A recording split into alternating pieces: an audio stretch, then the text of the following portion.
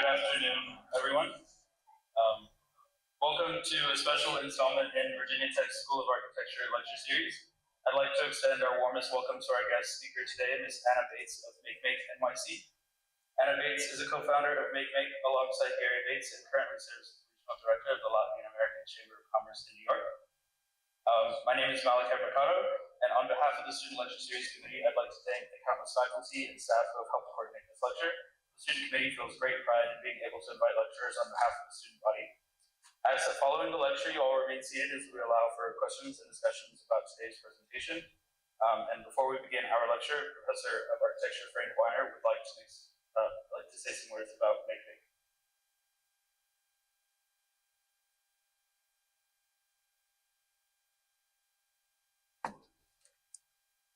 Can you hear me?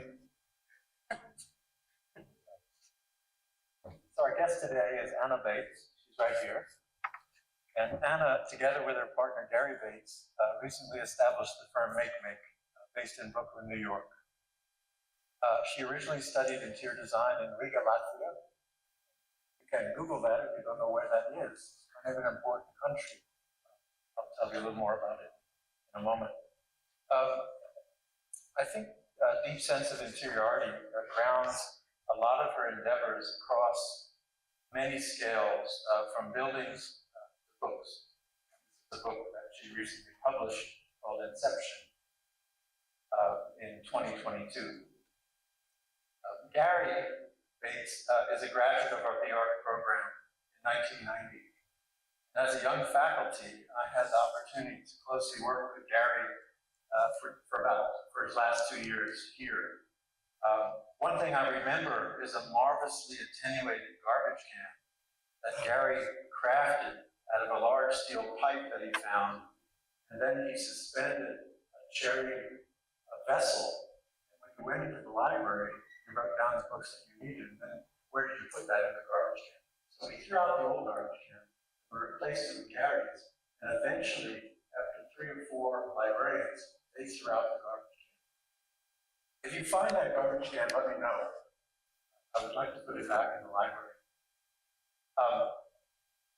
I was struck by a few things on their website.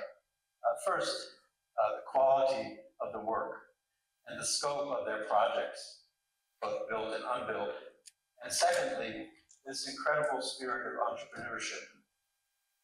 After a recent extended conversation with Gary, I began to think about the conditions of practice and what has changed and what is rather more permanent in the life of an architect. With respect to the idea of the architect entrepreneur, I think it's a very overlooked one.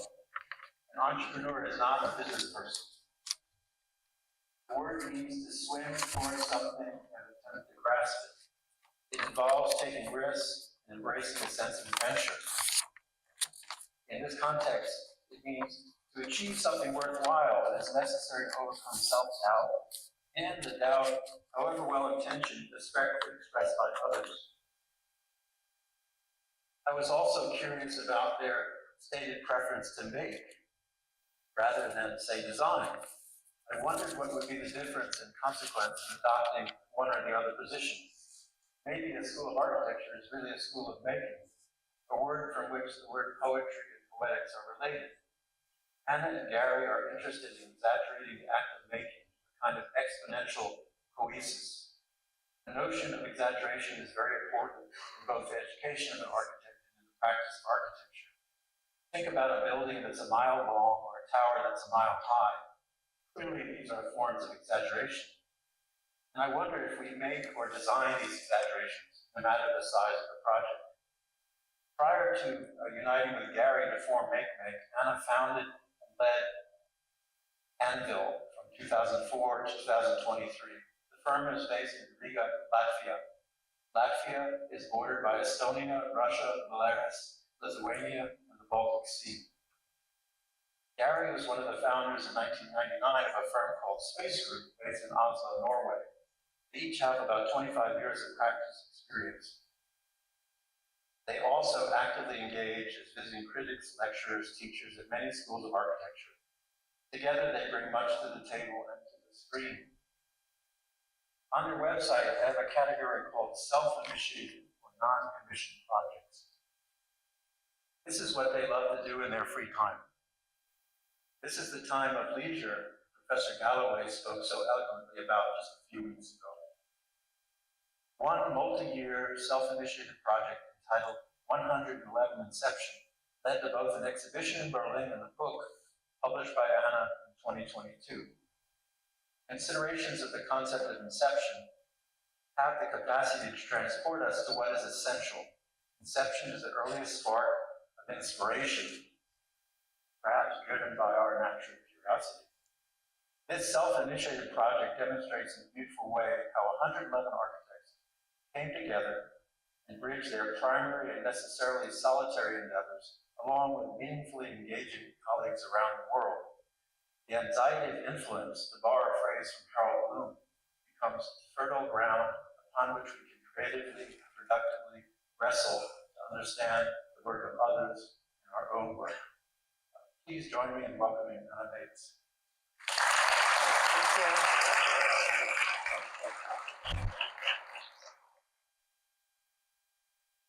Oh, and thank you. Thank you for introduction. Can you hear me well?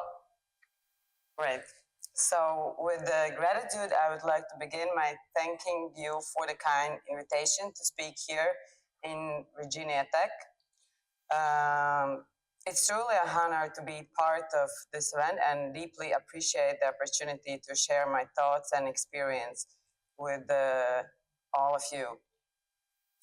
I had some emails back and forth with Professor Frank Weiner, which I really enjoyed. And at one point, Frank said something that truly resonated with me. He said, to be an architect and make architecture, one must reach deep into their soul. That statement inspired me, and I knew that I had to dig a little deeper in this lecture. And I want to explain not just what we're doing, but how we're doing it and why we're doing it. To make is to emphasize, to exaggerate the process of making itself, making as opposite to designing, making that takes in consideration the many implications of urbanity, community, building responsibility, economics, and risk-taking, making the real and really making it. Before we dive into today's lecture, I'd like to take a moment and introduce myself and share a bit my background as it generally influenced my approach to design and architecture. I was born in Riga, Latvia in the 80s, sorry. At that time when politics were complicated and concepts like equality were still far from the reality many of us experienced. At that time, Latvia was part of Soviet Union, a place where freedom of expression, individuality, and equality were constrained.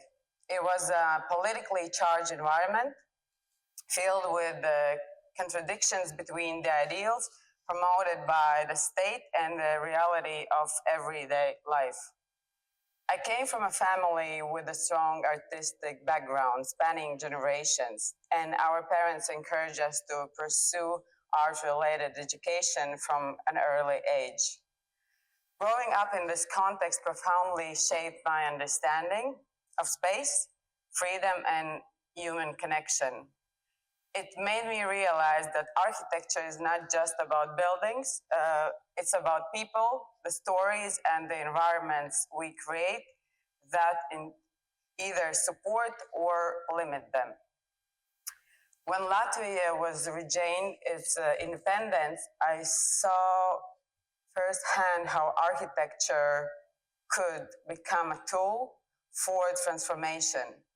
Not just physical transformation, but also social and cultural renewal. At the same time, Riga has historically been an incredibly beautiful city, home to the largest collection of Art Nouveau buildings in the world. many of which are protected by UNESCO as part of the city cultural heritage.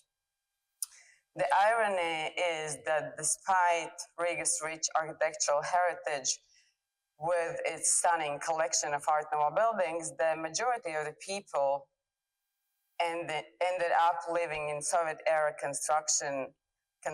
constructions after 50 years of occupation.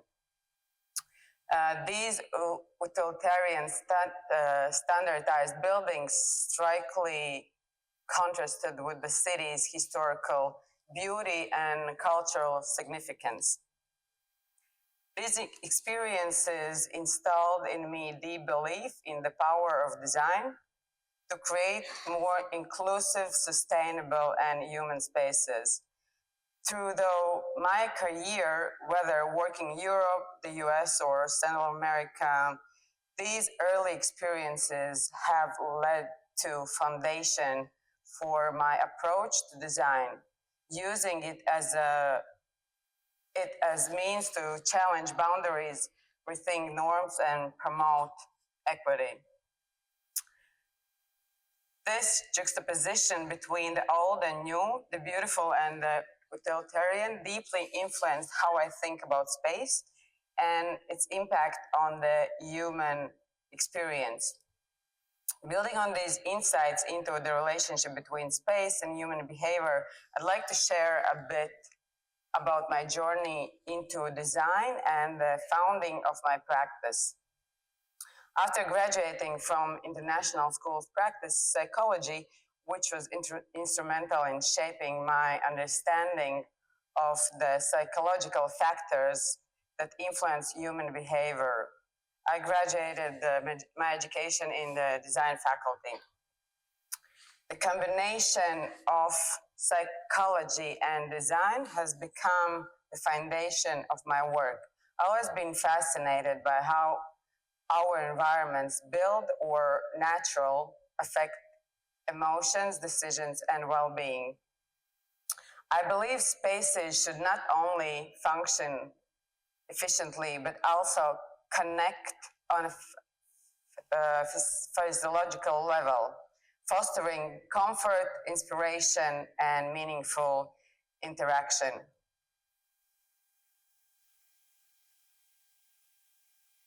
This realization led me to found my design practice, where human-centric, equitable, and sustainable solutions are at the core. We aim to create spaces that not only serve their purpose aesthetically, but also positively influence behavior and support mental and emotional health.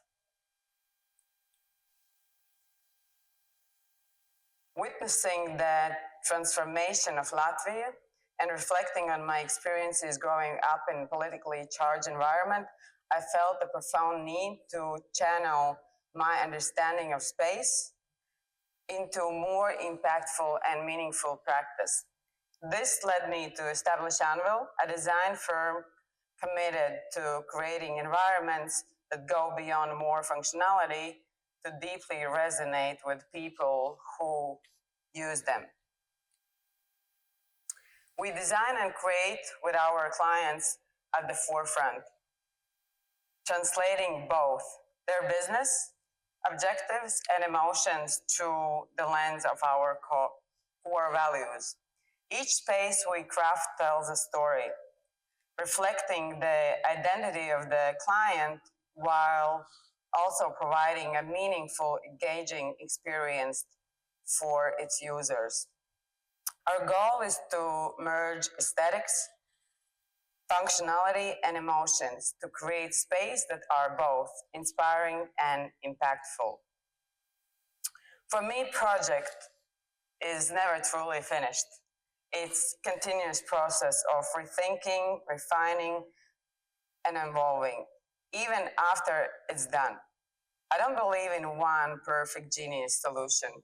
Instead, I see design as a dynamic mix of layers, of dimensions, multiple worlds existing at the same time, single concept. In Anvil, we completed 195 projects across 15 countries over the past 20 years.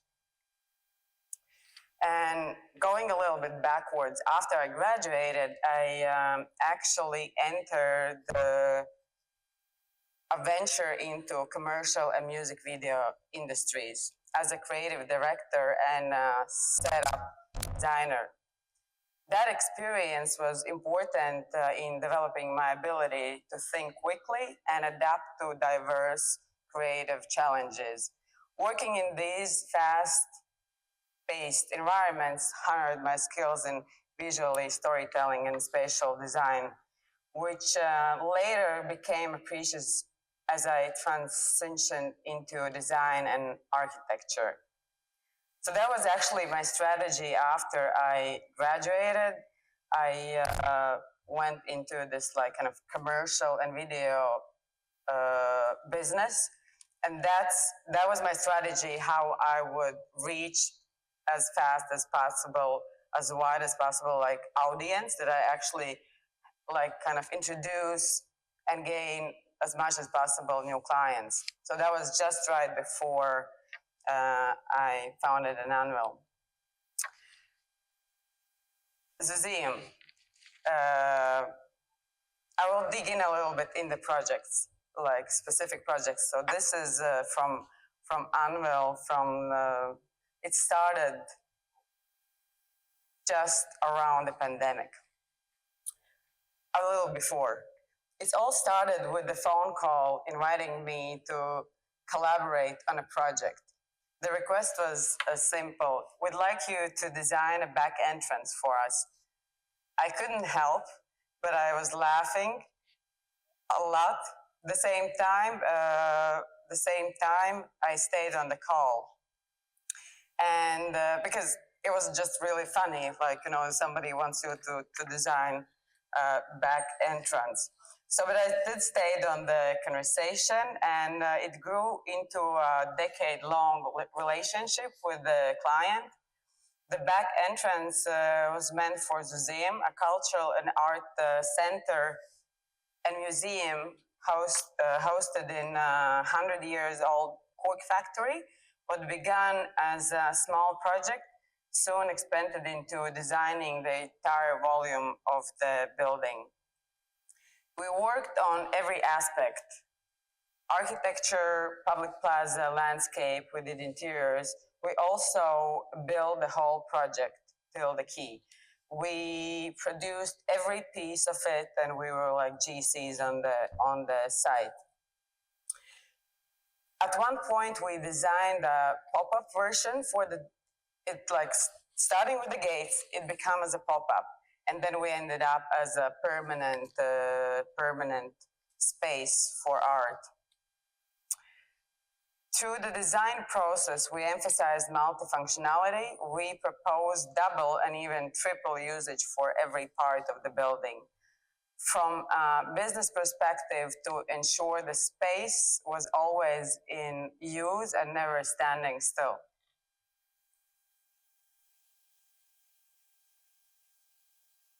As a result, the museum now includes spaces for education, cultural events, summer festivals, art fairs, book lounges, concerts, maximizing its values to the community. This transformation of the 100-year-old cork factory into the most important contemporary art center in the Baltics was not just about adaptive reuse, it was a long-term investment in a large neglected part of the city.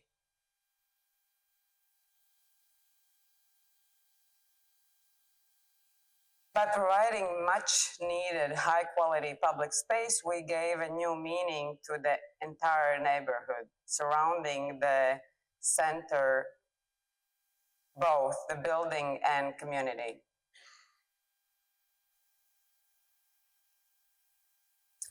And this is the way it is like operated and right now. Like this is the outdoor like movie nights, and it happens to be like an early everyday yoga in between like kind of the art. Those are like summer yogas on the rooftop. Those are like Sunday art classes for the kids. This is like artist residences.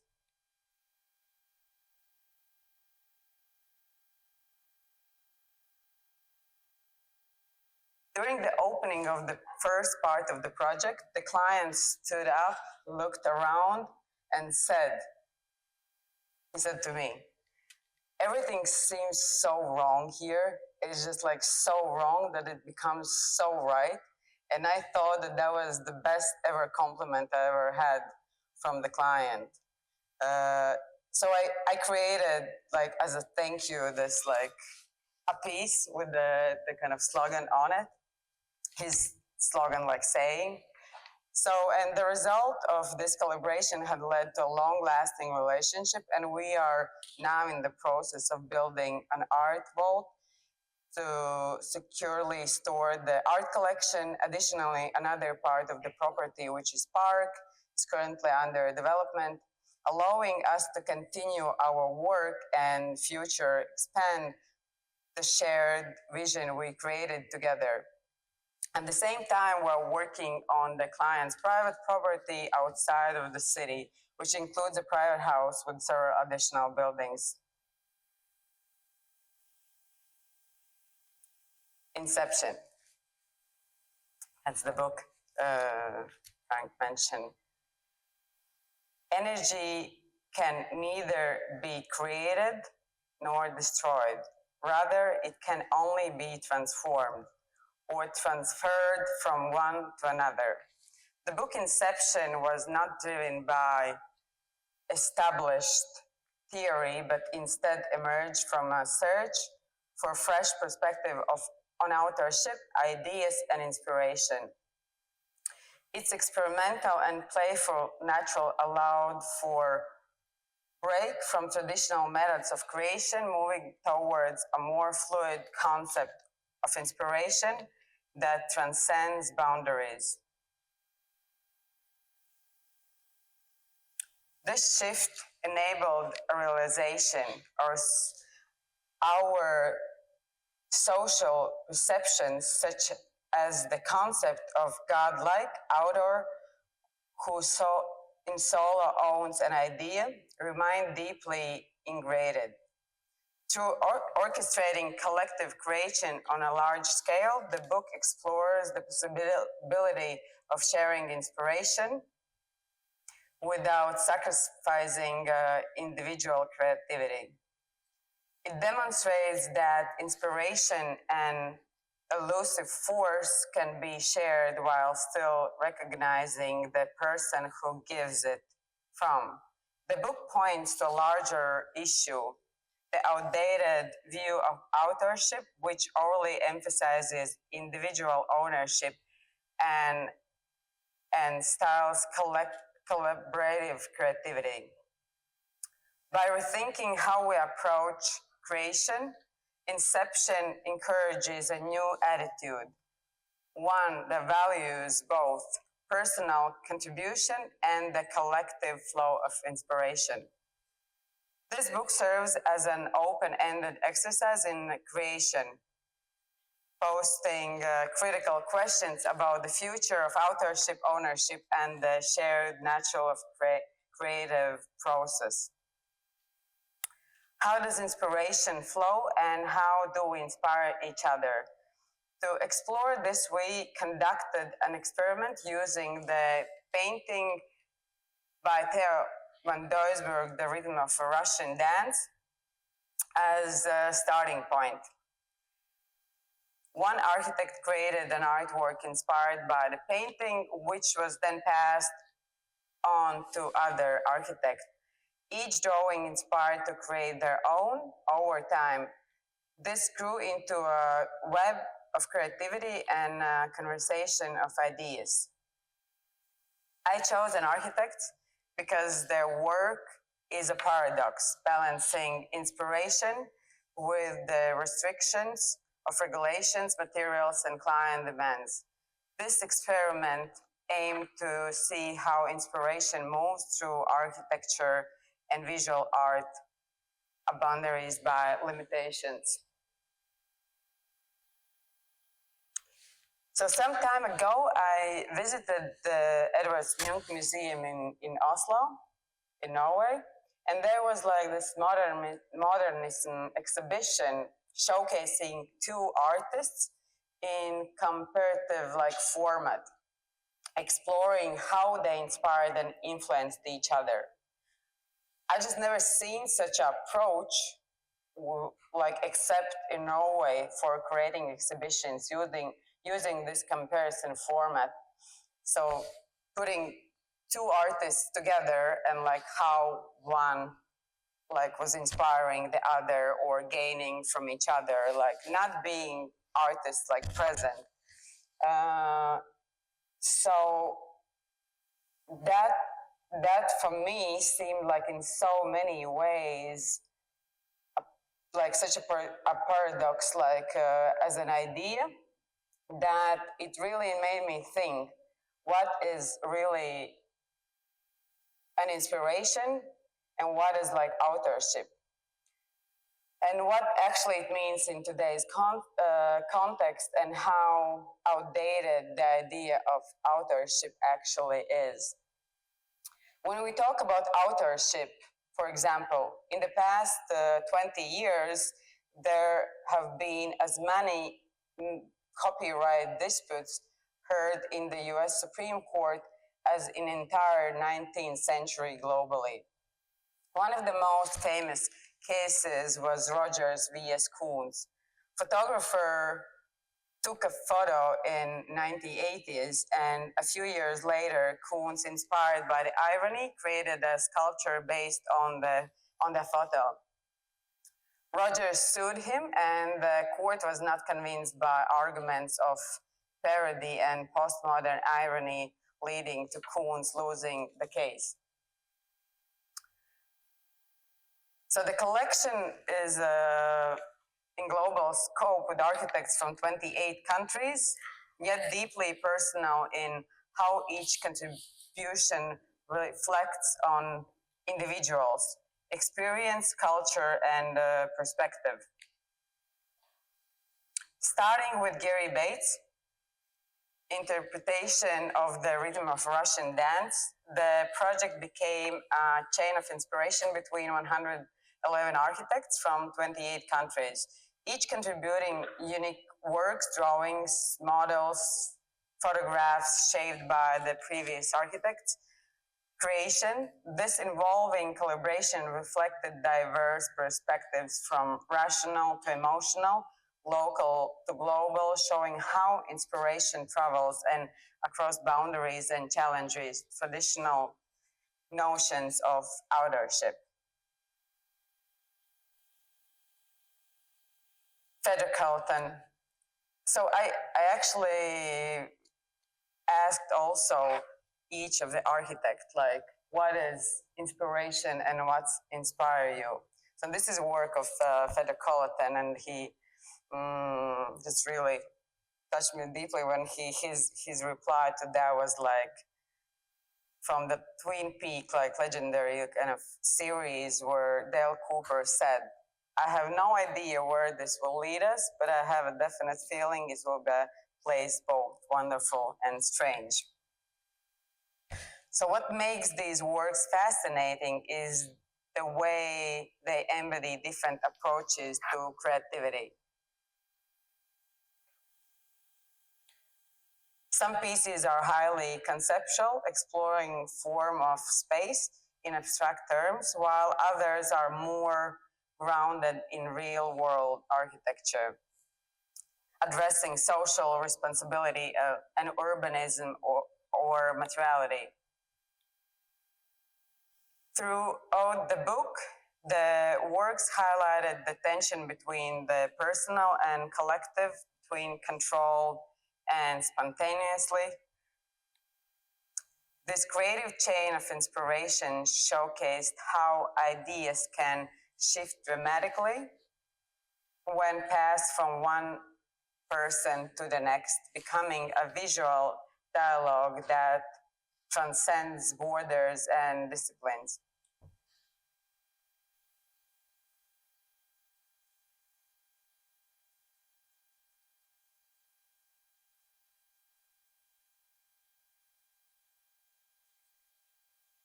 before the book was launched in August 2019, the content of the book became as an exhibition in Berlin in architectural gallery called Aedes. This was the first time I truly kind of understood the scale of the project. It was crucial for me to present the entire project as one entity, so that full development of the evolution of the ideas could be seen in how they built upon each other. I split the exhibition in two parts. The work was displayed on the ceiling, while the floor mapped out the network of architects and the project's evaluation. This layout let visionary visitors experience both the final pieces and the creative journey behind them. The day before the exhibition opening, I stood in the center of the hall, looked up, and realized that in front of me was a microscopic part of the vast, global, and immersible network of inspiration in which we all are connected, whether consciously or unconsciously.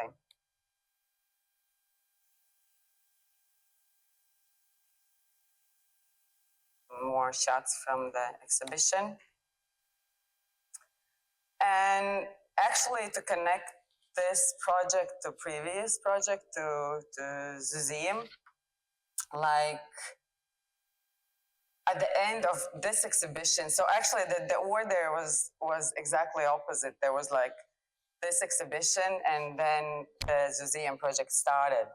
So, and at the end of exhibition, I kind of fall really badly and got a black eye. And at the next day in Riga, I was going to the museum to meet the client the first time. So I don't know, it was, for me at least, really an awkward moment when you meet somebody the first time and you come like in really not in your best. But at the end, anyways, it turned out really well. So still working with the client, we have great relationship, really close. So one of the projects is, I would like to show also is Riggers. It's the entire is called Cosmetic and Perfume Factory in Riga, Latvia, which was like really for many decades, like kind of in the Soviet Union time, like kind of the only one factory for producing all factories for all women in Soviet Union. So the site, almost like a city within the city, required a master plan that transformed its historical facilities into a space that balanced modern living conditions with its conditioned factory operations. What made this project especially meaningful was our collaboration with long-time working people in the factory. Some of them being there even like from the beginning of the factory, meaning like for like 50 years. We carefully considered their roles, tasks, and needs in the design process, creating solutions that honor the factory's heritage while addressing contemporary needs for adaptability and sustainability. The collaborative approach ensured that the new design not only respected the legacy of the site, but also provided a future forward vision that integrated the people who had been essential to its history.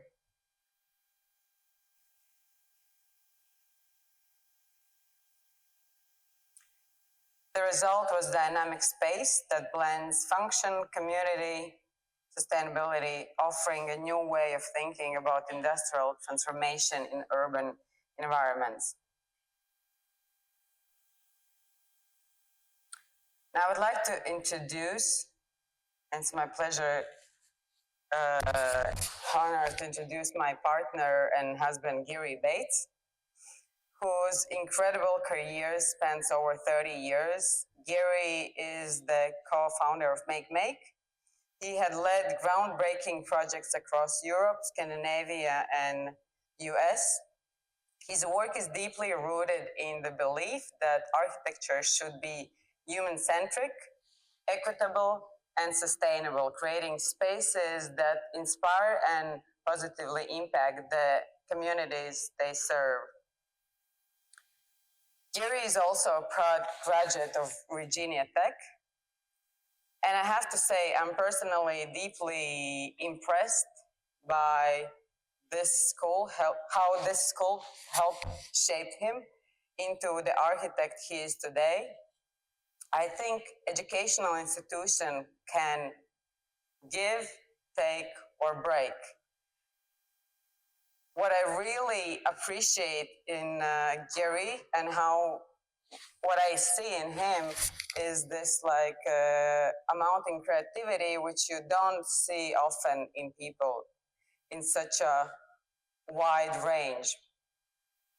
So if he will do something like, I wanted actually to add this one slide or showcase his work, which is actually from Virginia Tech. He was making a silkscreen poster, so I'm not sure which exactly where he was doing why, but like the way he did it, it was like we have approximately 200 copies, series with a slight small differences. So what I want to say, when he's like doing something, it's not like only one version. He does that so many times while he gets where he wants to get. And this is the way he also works in his work. While he's like making a project, like to end up with this one build version, there are like hundreds of different interpretations and like kind of tryouts. After graduating, he left the US in early 90s and began working with Daniel Libeskind on the Jewish Museum in Berlin. Then he joined Rem Koolhaas at OMA, where he led the Netherlands office and worked on major projects as the educator in Netherlands, the Justice Library in Paris, the Cardiff Bay Opera House, and the Samsung headquarters in Seoul. From 95 till 98, Gary was principal in charge of OMA's Asian department, overseeing the Media Valley Master Plan in Korea. After his time at OMA, Gary founded his own practice Space Group, which stands for More Than Buildings, We Design Culture. So this is one of the projects, Aker Brygge, in Oslo, in Norway. It used to be a business district.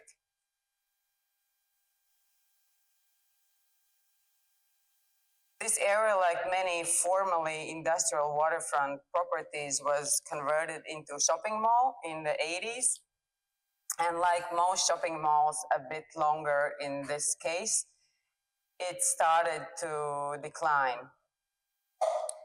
The fake industrial aesthetics that infected the neighborhood was not wearing well either. And CEO of the company that owned the property asked for solutions to renovate the area. But it needed more than a renovation. The strategy was built on several similar to previous project principles. Eliminate of car traffic and service vehicles, pedestrianising the streets, demolishing the shopping mall through its compression onto the level and its investment from an inside facing to having multiple fronts. Activating the side streets with the small programs that supported the office and residential above. The result, the building went from under 70% rented out space to 98%. The commercial area was reduced by 25%, yet its turnover in year and increased by 35%. It is an invisible project in many ways, where its greatest value is in becoming finally a neighborhood. Sandnes is part of the master plan, consisting of 7 buildings. Originally planned a series of independent building sites split by the road in the triangular between the elevated railroad and the waterfront into one site, car-free again, and created 7 buildings slightly shifted from one another, allowing everyone to have proximity to the water. The simple building forms on the triangle site led to 3 different public spaces for gathering. The building consists of 72 unique apartments. Not 2 are the same, meaning every apartment was completely different. Rooted at the 45-degree angle to maximize exposure to the waste and to the water. At the elevated country yard provides semi-private space for the residents.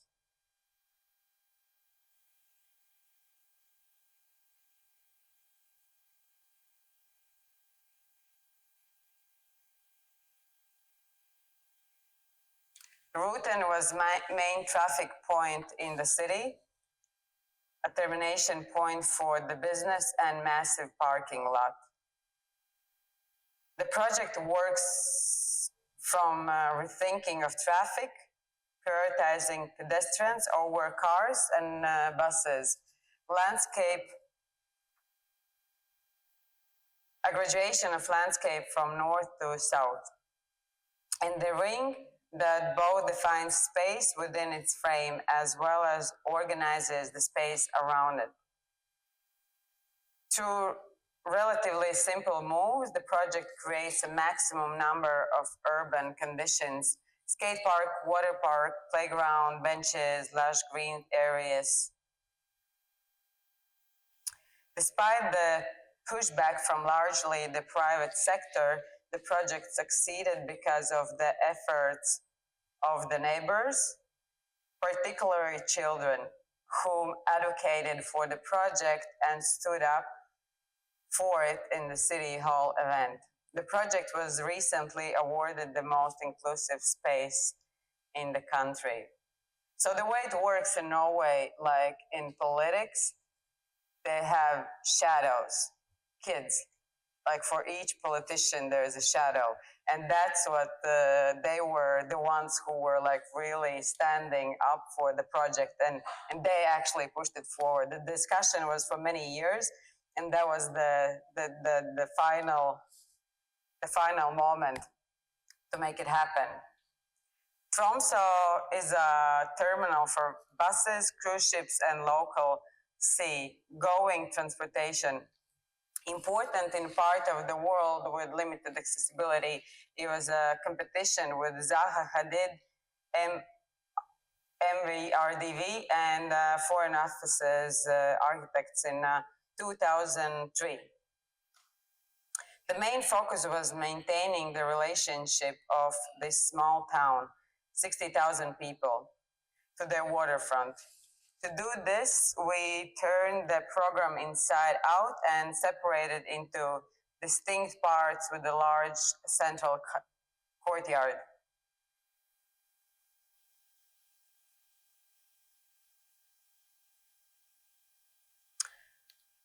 Trondheim takes the traditional atrium hotel where all the focus is vertical and opens up horizontally by framing the rooms.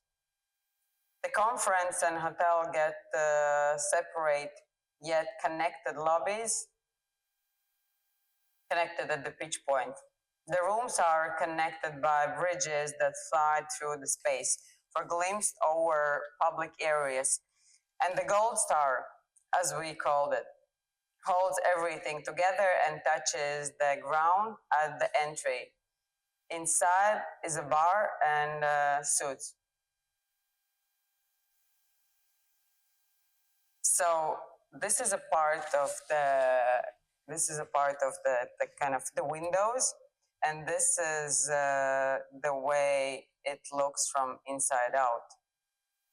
So Gary had like photographed all like those 300, I don't remember how many there were, like 300 like rooms, and each room was with this like kind of as a movie going next to each other. I think it's like just really created this really unique kind of effect. And this is the project we're working right now in coast of Nicaragua. We're really proud to be kind of to join this visionary force. It's called We Go. The project itself combines landscape, marine, and human lifestyle, regeneration driven by community co-creation.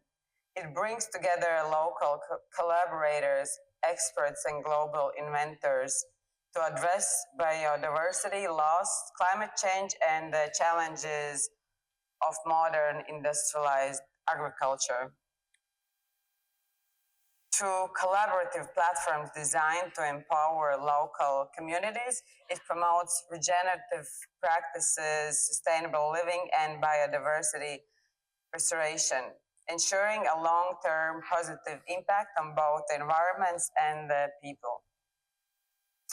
Our collaboration is built on the belief that design has the power to transform both environments and the people who inhabit them.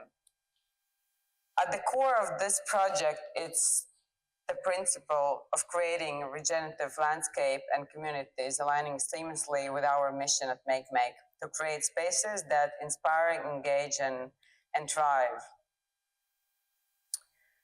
We personally connected with the mission and the developer, the client, in so many ways, sharing the same values and aligning with the entire ethos of both the project and the client. In addition to providing the architecture and design for the project, we also oversee the prefabrication of the buildings. We partner with one of our former clients with whom we co-founded Prefabrication Factory in Riga in Latvia to construct the first demo buildings for the project. Once these are completed, we will transform our knowledge to local carpenters, enable them to continue the construction locally. This approach not only ensures the project's success, but also empowers the local workforce, creating sustainable opportunities for skills development and economic growth within the community. Moreover, we have become partners and creators in the Ubuntu project, also as opening an office of MakeMake over there.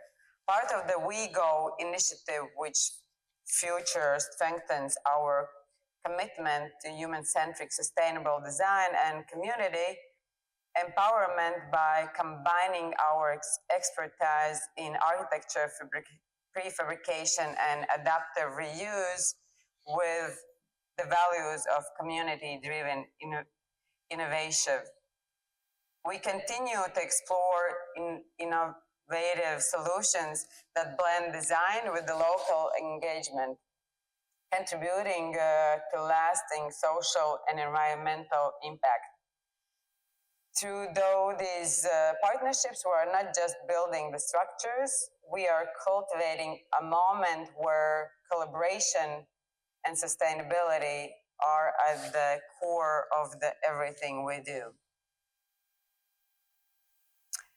By combining our expertise in architecture and prefabrication, actually already said it. So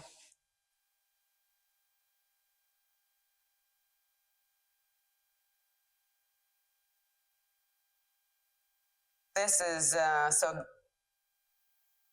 those are like co-creator cabins for the people who will actually develop and kind of develop the whole community. Those are the first houses.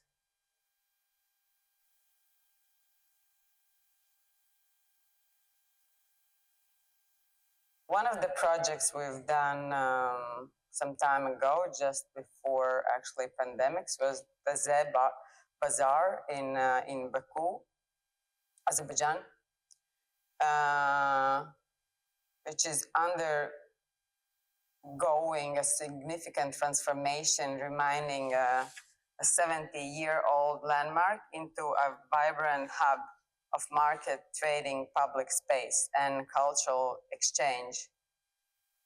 Historically, markets have been integral to the social fabric of cities, offering a space for people from all walks of life to come together.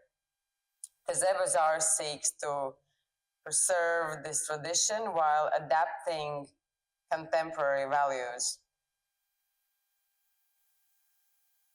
The building's interiors layout echoes the concept of a city within the city, offering values, variation, functional blocks, and labyrinths of human scale spaces. With a design that integrates traditional bazaar architecture with the modern performance, the project will feature parametrically designed roof and facades made from locally sourced stone.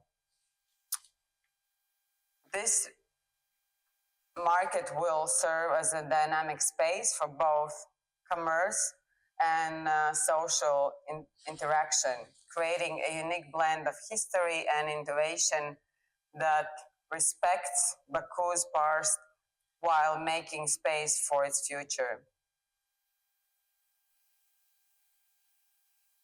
Our focus was twofold. One, keeping the local vendors in place, and second, designing the open, non-commercial space. This is a tiny house in Haarlem.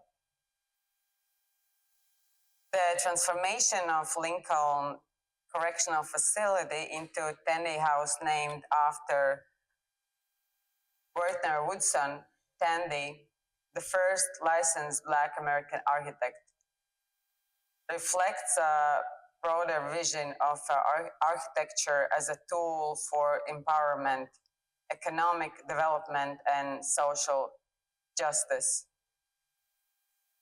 Tandy's advocacy for racial equality and his contribution to architecture underscored the importance of addressing systematic injustice through the built environment.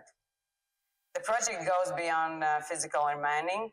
It represents a paradigm shift where architecture fosters empowerment, community collaboration, and cultural exchange.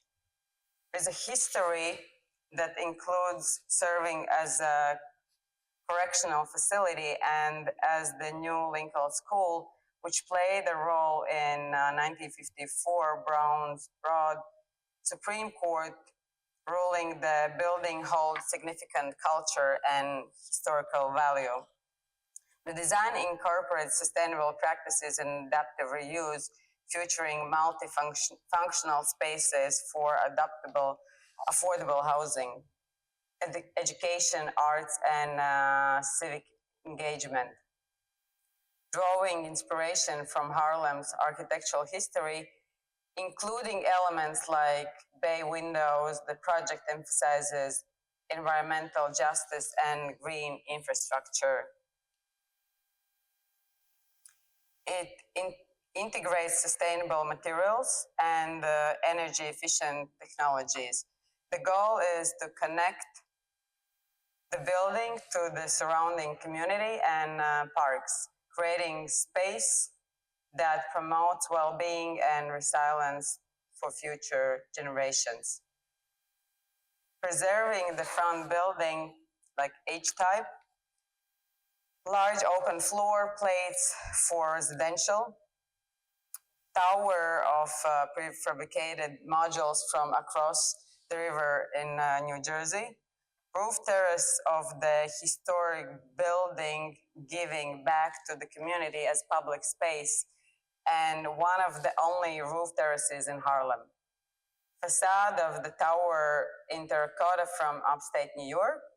The curves on the facade blocks the summer sun, reducing heat load and let in the winter sun to allow for heat gain.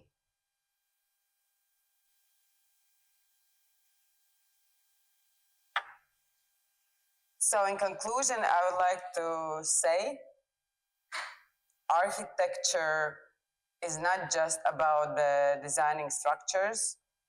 It's about creating meaningful connections between people, space, and communities. Through my career, I've witnessed how powerful design can be when it goes beyond functionality and becomes a tool for social and environmental transformation. Whether it's revitalizing a historical site like Museum in Riga or transforming the local correction facility into the Tenney House, our work is driven by belief that design has potential to change, challenge boundaries, provoke new ways of thinking, and inspire action. The same principle that guides the collective creation inspiration, Inception, and present in all our projects. An openness to inspiration and willingness to collaborate, and a commitment to make spaces that resonate with people they serve. What I hope to convey is that at its best, architecture is about more than just buildings. It's about building communities, fostering connections, and supporting human potential through a human-centric approach. I believe we can create space that are not only sustainable, but also empowering, equitable, and enriching. Thank you again for the opportunity to share my thoughts and experiences with you today. It has been an honor to be here at Virginia Tech, and I look forward to continuing dialogue.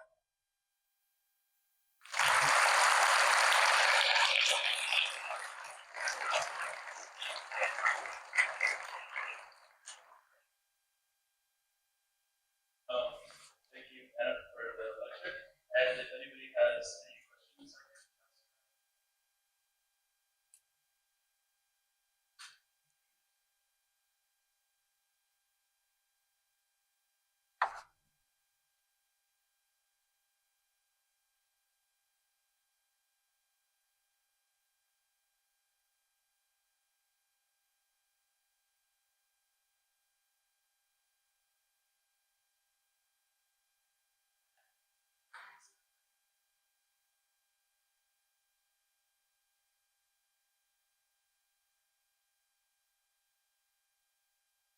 For sure, 100%.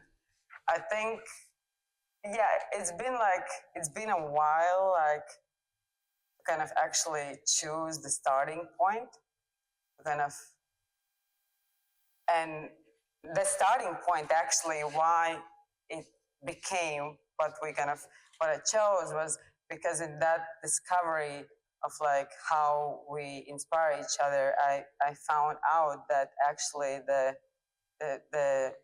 really known Barcelona, the pavilion of Mies van der Rohe was inspired by this painting of Theo and Duisburg. So that was the start, but actually the book started like even 2 times. One time it didn't go through. It didn't just like go through, and I started it all over with even more drive to do it. And I think there are billions of versions possible for sure.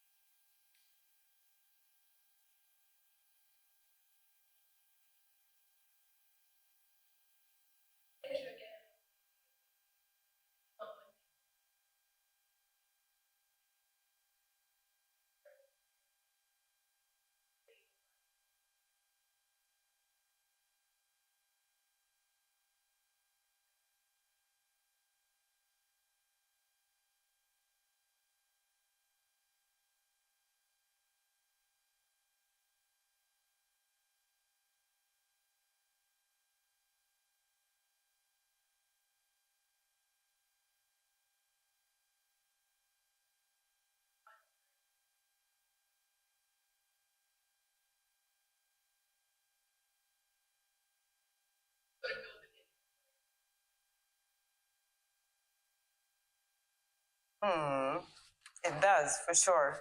Thank you. I think each of the projects are actually, it definitely the whole, my background, it's a part of the influence, like how I take my decisions, why I take my decisions, or like why I don't take the decisions.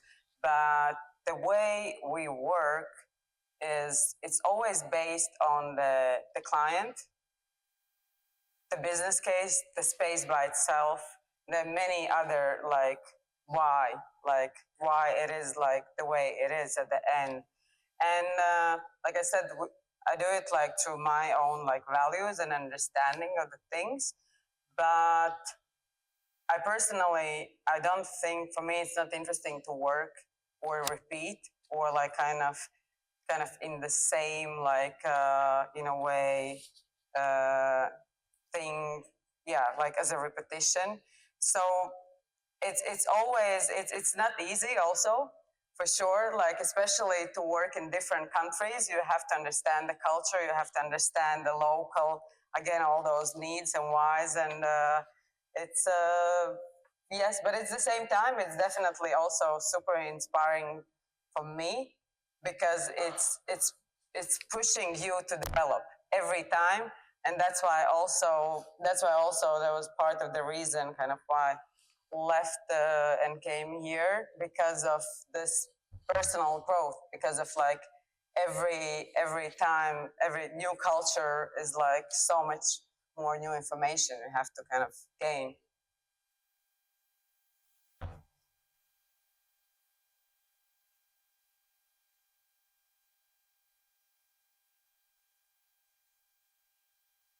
Thank you.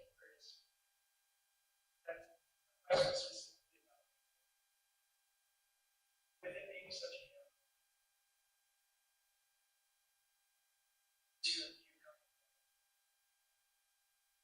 the spark of something you thought I was missing. Or was it a continuation?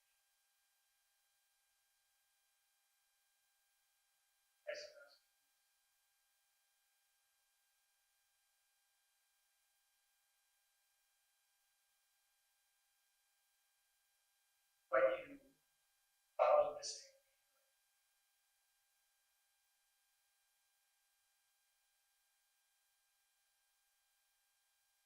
A really good question, thank you. It is it's both. I think it's definitely both. It is a continuous process. At the same time, there was a lot of like kind of missing pieces and parts, which I think the whole profession is like, that's why I really liked also, Frank, in this one sentence you wrote. It's like you have to really deep into the soul, and like why are you doing this, like, you know. if I answered your question.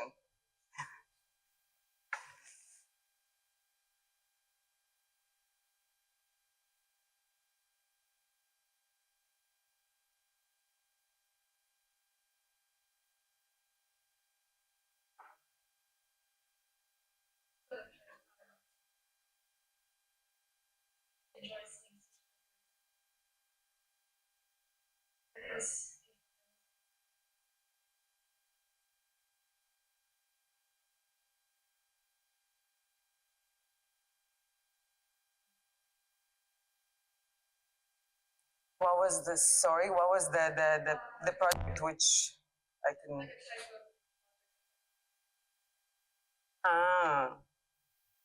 also a good question, but actually, I think for me is always while I'm working in the project, that is the project. That is the most like kind of when you are like really get like really connected, you're really living through it, and it's super important. And it's never like, you know, something really specific why you're doing it. It's more like, for me at least, is that the connection with the who are behind the project, like, you know, and how we can each other, like, can we, how we can inspire each other and like kind of educate in a way and push like kind of forward.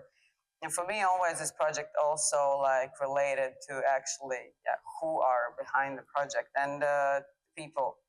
And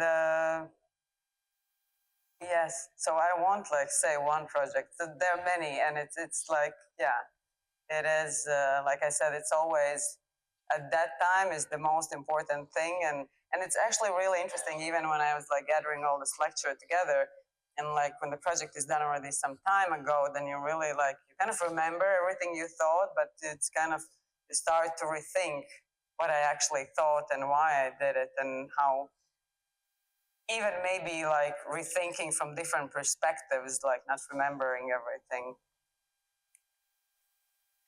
Yes.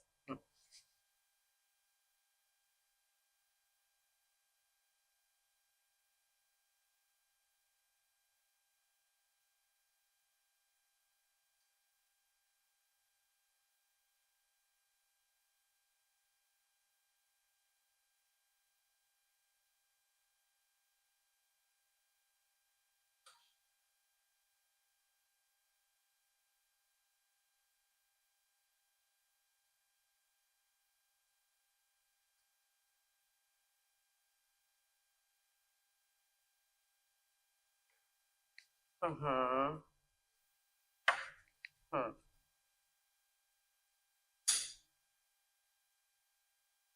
I think it definitely there are the core values which are, even if you cannot like see them with like, and like kind of now that the way we take decisions, we have like our like kind of our like whys always. And they're definitely changing. Like, let's say it's been like a lot of like challenge to come from Latvia here. Being over there, working in Europe, it's like, it's completely like one take of like how you kind of, you understand how this all works. Like coming here, it's completely a different knowledge in a way. I would say I've been in the same profession, but I needed to change dramatically. But that's how I feel like it's actually in every place. Also, like saying before, that every place is like pushing you to change, but at the same time, the core values are like why we're doing it, what we're doing.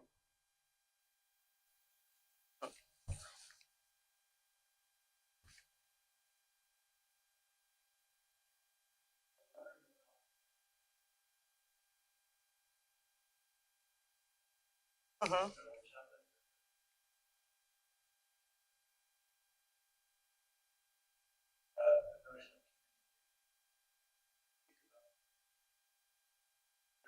Play,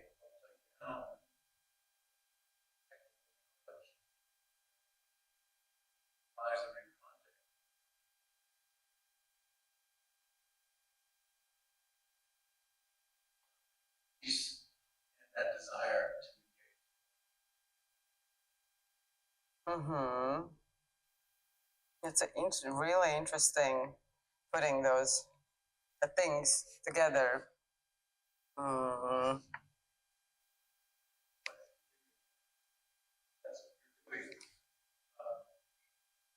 Nancy is about an intention, which is a wonderful one. Hmm. And the technical, I agree. Table. Like there's a part of architecture. The architects. Hmm. I've always wondered about that relationship. Keep both in a way alive. It's an arduous challenge. It is for sure, and that's. I think I would answer like from the perspective that when I graduated, I never worked anywhere else except like myself, except the videos and like this art that like kind of all seen. And when people are like coming to me like to kind of work together, I'm always asking, so what actually do you want to do? Because the range of the work is like so wide. There's so many like what you can fill up, like starting as you said, like we start with like meeting people, we start with the business, we start with the concept, we start, and then like to getting into technical is like just one part of the work, right? And also understanding the whole engagement with communities. Again, it's like so much communication. So it depends just where you want to be, answering like what do you want to do is like where you want to be. Like in our cases, in my case, is like that I just have to be in all parts. There's like no really like I just start the project from the beginning and you just go through all the phases. Well, actually, well, I have the audience. This is my always the thought being like that in a way, if I'm looking backwards and I see the way I was developing and that I was, yeah, I graduated, I started to work for myself. Right now, I see that I would definitely do it differently. I would definitely do it like Gary did. I think he went to work for great like offices, great projects straight away, and then he opened. So yes, yes. He came first, exactly, to Virginia Tech, and then he worked for May, and yeah, don't leave his skin. So I think that's the way to do it. If I would do a second time, I would do it that way.